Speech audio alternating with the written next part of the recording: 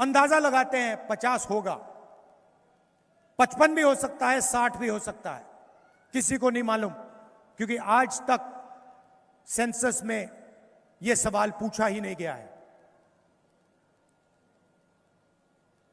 50% पिछड़ा वर्ग,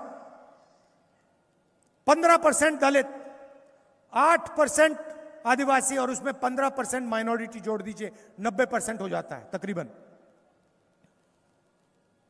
मैंने आपसे मीडिया के बारे में बात की, मैंने आपसे कहा अदानी की शादी दिखती है, क्रिकेट मैच दिखते हैं,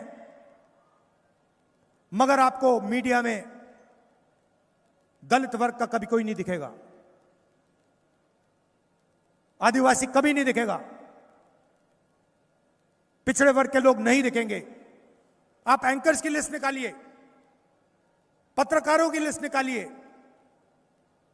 बड़े बड़े एंकर्स हैं हिंदुस्तान में, 100-200 हैं,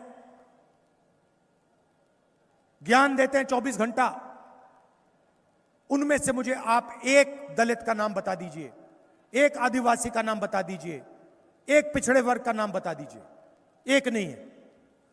मीडिया को छोड़िए, आप कहेंगे नहीं हमें मीडिया नहीं चाहिए, ठीक है, तो चलिए हिंदुस्तान की सबसे बड़ी 200 कंपनी की लिस्ट निकालते हैं, अदानी की लिस्ट निकालते हैं, अदानी की कंपनी की लिस्ट निकालते हैं, अंबानी की कंपनी की लिस्ट निकालते हैं, टाटा, बिरला, सबकी लिस्ट निकालो, 200 कंपनियां, मुझे बता दो मालिकों में से ओबीसी कौन है, दलित कौन है, आदिवासी कौन है, नाम बता दो मुझे। अच्छा, आप कहोगे नहीं भैया हम आदिवासी हैं, हम दलित हैं, हम पिछड़े वर्ग के हैं, हम मालिक नहीं बनना चाहते, ठीक है, तो फिर मुझे बताओ 200 कंपनी में सीनियर मैनेजमेंट में कौन है, कौन है सीनियर मैनेजमेंट में, दलित, आदिवासी, पिछड़े वर्ग का? करोड़ों रुपए की सैलरी होती है, किसी को 1 करोड़, 2 करोड़, 3 करोड़, 5 करोड़, 10 करोड़।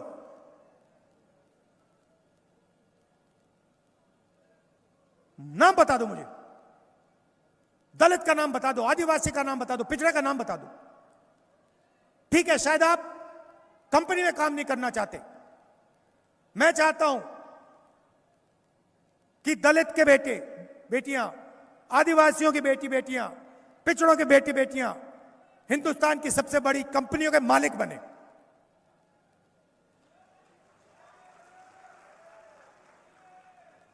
गेम चल रहा है, आप जीएसटी का पैसा देते हो,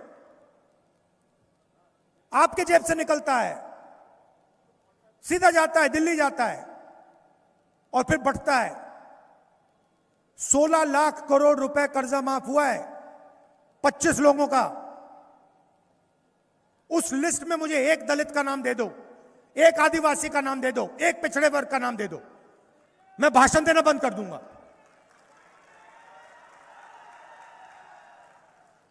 आप मेहनत करते हो, किसान मेहनत करता है, मजदूर मेहनत करता है, सोयाबीन उगाते हो, कपास उगाते हो, धान उगाते हो, जीएसटी देते हो रोज। शर्ट खरीदी जीएसटी, पैंट खरीदा जीएसटी, फोन खरीदा जीएसटी, पेट्रोल डाला जीएसटी, अपना ही अनाज खरीदा जीएसटी, अपना आलू खरीदा जीएसटी। लाखों करोड़ रुपए निकलते हैं आपकी जेब से और भी सीधे दिल्ली जाते हैं, और दिल्ली में बजट बनता है। निर्मला सीतारमण आपको हर साल दिखेंगी, सूटकेस लिए घूमती हैं, मीडिया वाले दिखाते हैं, धूमधाम होता है, बड़े बड़े उद्योगपति पार्लियामेंट पे बैठते हैं पेन लेकर। कोई किसान नहीं अलाउ वहां पे, कोई मजदूर नहीं बैठ सकता वहां पे, मैंने देखे अपनी आंखों से, बैठते हैं, दिखते हैं। मैंने पता लगाया ये बजट जो बढ़ता है ये कौन बांटता है? 90 अफसर बांटते हैं, आईएएस अफसर हैं 90। कितना पैसा महाराष्ट्र आएगा, कितना रेलवेज में जाएगा, किसानों को कितना मिलेगा, मनरेगा में कितना जाएगा, शिक्षा में कितना जाएगा, प्राइवेटाइजेशन कब होगा, कैसे होगा, किसका होगा, ये 50-90 लोग निर्णय लेते हैं। मैंने इनकी लिस्ट निकाली, मैं दिखा दूंगा आपको। 90 में से एक आदिवासी है, एक आदिवासी है 90 में से, 8% आपकी आबादी है। और अगर हिंदुस्तान की सरकार आपका पैसा खर्च करती है, अगर 100 रुपए खर्च करती है, तो आदिवासी अफसर 10 रुपए का निर्णय लेते हैं। आबादी 8%, भागीदारी 100 रुपए में से 10 पैसा। चलिए दलितों की बात करते हैं। आप 15%, आपने देश को संविधान दिया, आपके नेता ने देश को संविधान दिया। अंबेडकर जी के बिना यह संविधान नहीं बन सकता था, सच्चाई है ये। और आपकी क्या भागीदारी है?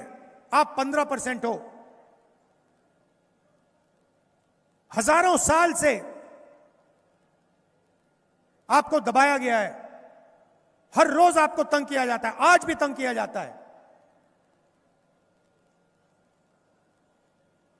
15% हो, 90 में से आपके 3। और अगर 100 रुपए खर्च होता है हिंदुस्तान का, अगर 100 रुपए खर्च होता है हिंदुस्तान के बजट में, तो 1 रुपया आपका। आबादी 15%, भागीदारी 100 रुपए में से 1 रुपया। अब चलिए पिछड़ों की बात करते हैं, दलितों की, ओबीसी की बात करते हैं। आप 50% हो, 50%, मतलब 2 हिंदुस्तानियों को खड़ा कर दो, 1 पिछड़े वर्ग का है। 100 को खड़ा करो, 50 पिछड़े वर्ग के निकलेंगे। 1000 में 500। आपके 3 अफसर हैं, पीछे बैठा रखा है। उनसे कहते हैं अपनी औकात समझो, पीछे बैठो। और अगर 100 रुपए खर्च होते हैं, तो जिनकी 50% आबादी है, उनको 5 रुपए का निर्णय मिलता है, 5 रुपए का डिसीजन लेते हैं वो। तो सब मिलाकर 50%, 15%, 8% मिला दो,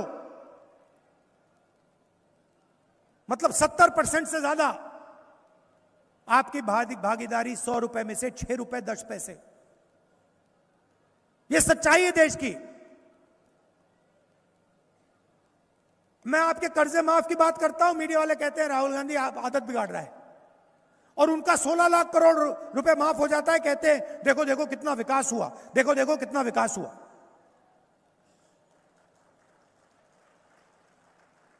आप पैसा देते हो, उनका कर्जा माफ होता है। आप पैसा देते हो, आपकी जमीन जाती है। मैं आपको बताता हूं, धारावी में अगर 10 अमीर लोग रहते ना, जमीन कभी एक्वायर नहीं होती। 10 अगर उसमें 10 रहते, अगर उसमें अदानी का घर होता बीच में, कभी एक्वायर नहीं होती। वो इसलिए एक्वायर हो रही है क्योंकि उस पर गरीब लोग बैठे हैं, उस पर पिछड़े लोग बैठे हैं, उस पर दलित बैठे हैं, उस पर आदिवासी बैठे हैं, इसलिए एक्वायर हो रही है। और पूरे देश में आप जाइए, जहां भी जमीन एक्वायर होती है, आपकी होती है, किसानों की होती है, पिछड़ों की होती है, दलितों की होती है, 5% गरीब जनरल कास्ट है उनकी होती है। आपने कभी सुना अमीर लोगों की जमीन एक्वायर होते हुए?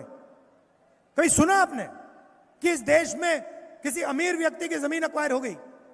गरीब लोगों ने क्या गलती की है कि आपकी जमीन जाती है, उनकी नहीं जाती?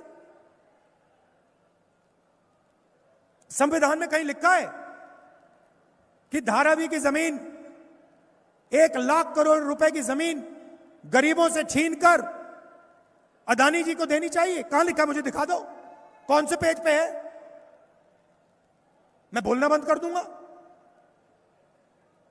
तो जितना भी धन है आपका उधर जाता है, और जो आपके लिए लड़ता है, कन्याकुमारी से कश्मीर चलता है, भट्टा परसोल में जाता है, जमीन अधिग्रहण बिल लाता है, मनरेगा को सपोर्ट करता है, उसको ये मीडिया वाले 24 घंटा गाली देते हैं। क्यों? क्योंकि वो आपके लिए लड़ता है। जहां आपका अपमान होता है वहां खड़ा हो जाता है। अब महाराष्ट्र की सरकार आएगी, इंडिया गठबंधन की आएगी,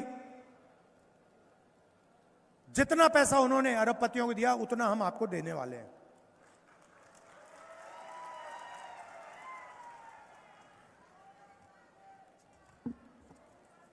जाति जनगणना की मैंने आपको बात बता दी।